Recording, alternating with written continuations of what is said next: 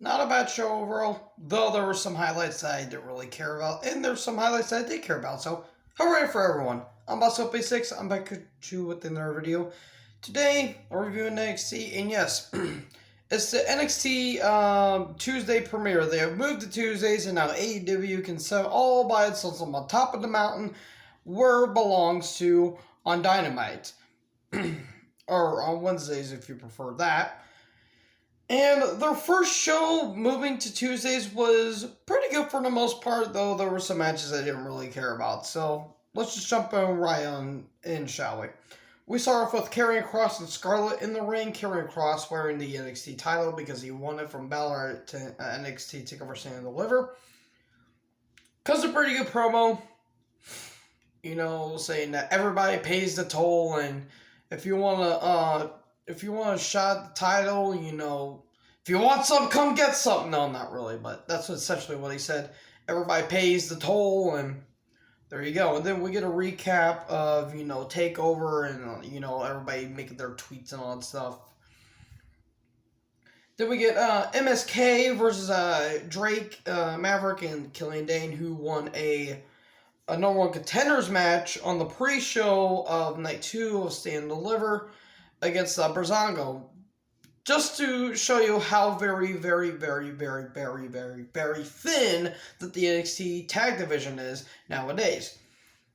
Match was okay. You know, Drake and Dane, that sounds like a really weird buddy sitcom. They can work. I don't care about the team. Dane's a pretty good big man. Drake, I loved him as Rockstar Spud in TNA. Weird flip by Wesley. That was a pretty good maneuver. And then, you know, running blockbuster 1, 2, 3. Okay, Drake gets pinned. And then Alexander Wolf comes down. You know, he's looking at, you know, Killian Dane, you know, going back to their days when they were part of Sandy along with Eric Young and Nikki Cross. Where is Nikki Cross? Genuine question, where is she? Is she in catering? Where is she? Because I like Nikki. And then Imperium attack. You know, they lay out Dane. And hopefully this leads to Dane hopefully joining the group because, you know, Walter is in NXT UK, and I don't really care about this team with him and Drake Maverick. Then we get Robert Stone with gloves that Michael Jackson would say no to. Seriously, those gloves were so shiny that they made me blind by looking at them every time. Him and Aaliyah, you know, going to Regal's office, you know, saying that Aaliyah and Jessica Maya deserve a NXT Women's Tag Title shot that they never got. And then, you know, Mercedes Martinez comes in, basically a Brian Griffin and Stewie Griffin Family Guy moment. Where my money, man? Where my money? You know, Stewie beating the crap out of Brian. That was a funny moment. Jessica Maya shows up and says he'll stomp on her. Have fun on seeing that. That's literally what she said, though. We get a recap, or Strong shows up. I didn't know who he was dating. It was either Justin Maduka or Maria Shafir, and it was Maria Shafir, actually. I couldn't remember. It was Shayna Baszler's old goons back in late 2019. So, where are we at here? Oh, okay. We get a recap of Kyle O'Reilly versus Adam Cole. That pretty brutal unsanctioned match that went on a bit too long. I will admit, if they shaved off maybe 15 or 10 minutes, then it would have been fine. Cole says, "You're dead, you son of a bitch. You're dead." You know, that's what he says. And then, apparently it's not over. I'm guessing they're having another match. Okay. Are we having a Ciampa versus Gargano feud from 2018? Hooray! Anyways, Martinez versus Camilla. It went for like 3 minutes. Martinez wins. She grabs Stone, you know, says she wants her money. She gets her money. Then she yells at Vic Joseph saying, I want Gonzalez. Okay, I'm looking forward to that match. And then we get the Way promo, which was abysmal. And Gargano with a headband is a choice. A lot of weird fashion choices on the show tonight. I should have known Jesse Kamea had a cow-like arm sleeve and a cow-like leg sleeve. It was so bizarre. That was the most jarring thing I've ever seen. Besides opening a jar of pickles. Anyways, Legado del Fantasma arrive. We cut the break and then we come back. Swerve's cutting a promo saying that after he's done with Rough tonight, it's over. More on that. Legado del Fantasma come down. Open challenge, since Escobar won the Cruiserweight title. He's now the undisputed Cruiserweight champion after beating Jordan Devlin in a fantastic ladder match. I was surprised by that. And then Kushida shows up and he accepts. We get Kushida versus Santos Escobar for the Cruiserweight Championship.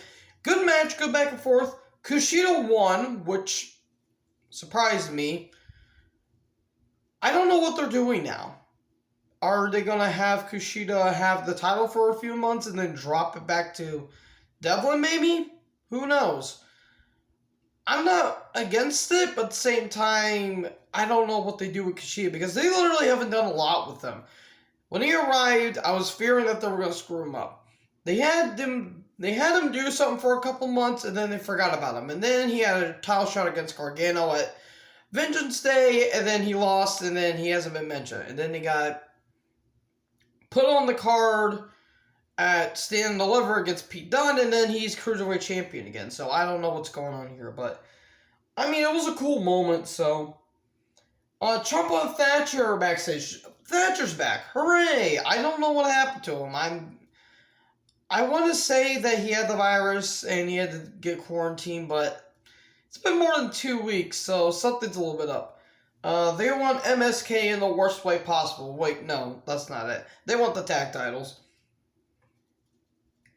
Kushida backstage and then, being congratulated in the trainer's room by, by Regal. And then Jordan Devlin arrives and he says, well, I came back to defend my title and then lost it. And I got to go back, because there's travel restrictions and all that stuff. But when I come back, I'm coming back for the title. Okay?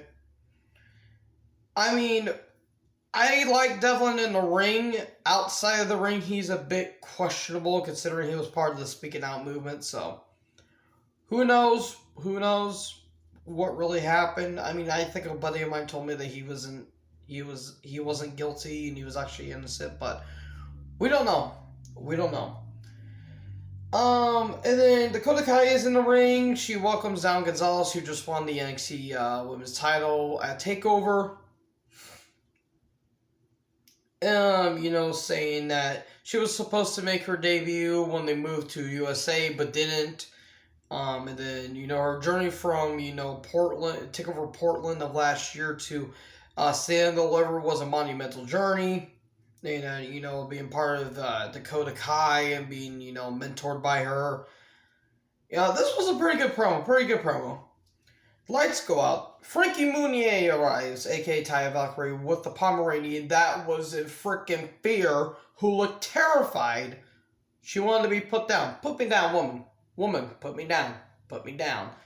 Pomeranians are cute, but come on.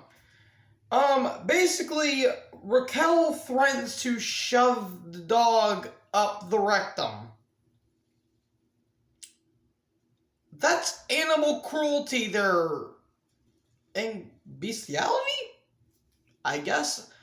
Raquel, don't do that to the dog. Please don't. Anyways, and all of a sudden Rhea Ripley shows up. What's this about? Ripley just won the title from Mania against Asuka in a pretty good match. They hug. Belair shows up. What's going on here? She's dancing with the women, SmackDown Women's title that she won from Bianca, and she won the title from herself. She won it from Banks of night one. That was a very good match as well.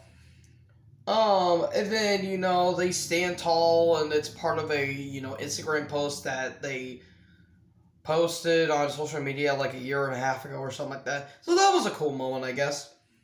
Done backstage, he said that he's the best technical wrestler and he will prove it to anybody. Then we have a Soray video package. I'm pretty sure that's how you say her name. Warrior of the Sun. She's going to make her debut next week. Okay. We go backstage. He goes into his office, and then Roderick Strong's there with an envelope. He says he's done. I think this is Roderick Strong saying that he's moving up to the main roster. And then, Regal says, you're welcome to come down to NXT anytime. Then we get Ruff versus Scott. This was actually a pretty good match. I actually did quite enjoy this. Because I like Scott, and Ruff's good for what he was. He's a pretty average worker, but he knows his craft. In the end, that weird package pile driver like maneuver that he did back in his days of I think he did on the Indies and Lucha Underground. Alright, and he pins the Ruff. Okay. Fair enough. Stark backstage says that she was nobody, and then saying that it took her a while to get to where she was.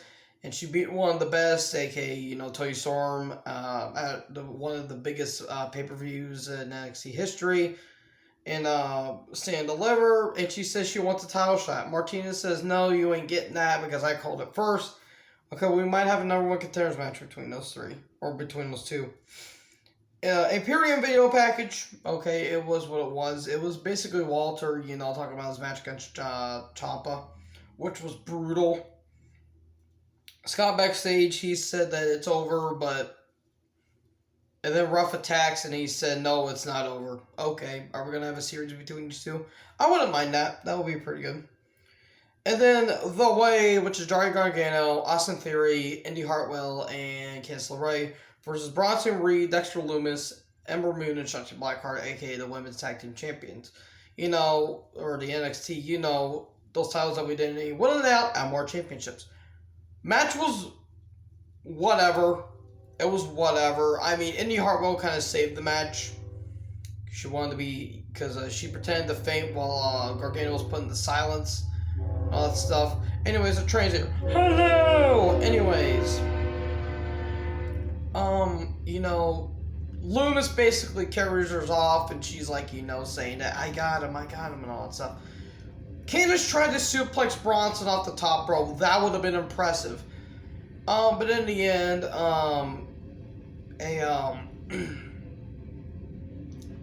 Eclipse from Ember to Theory, and then a Tsunami off the top, and Bronson gets the win. Okay, it was whatever, it was a whatever main event. I mean, I think it's a first ever for NXT. I think that was the first ever main event where it was an 8-person intergender tag. I think that's the first ever in NXT. I could be wrong. Let me know down in the comment section. Anyways, not a bad show.